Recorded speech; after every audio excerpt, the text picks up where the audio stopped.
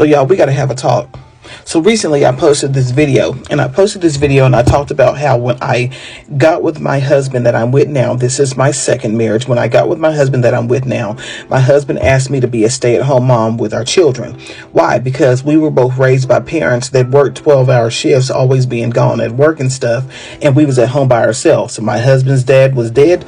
My dad was in prison. So what were the kids doing? The kids was doing what they wanted to do. So my husband asked me to be a stay-at-home wife, right?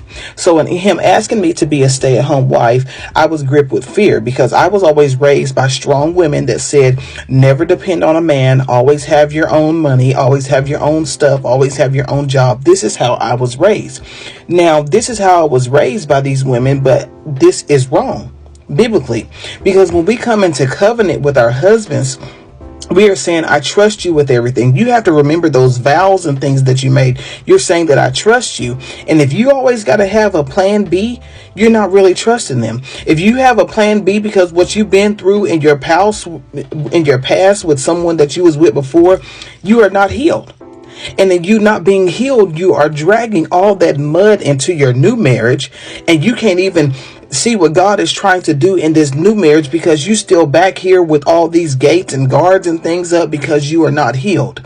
Sis, get you some counseling or something. Get you some counseling because God has things for you that he can never bring to fruition in your marriage because you do not fully trust your spouse and you don't fully trust that God is going to take care of you, that he's going to protect you, that he's going to reveal things to you.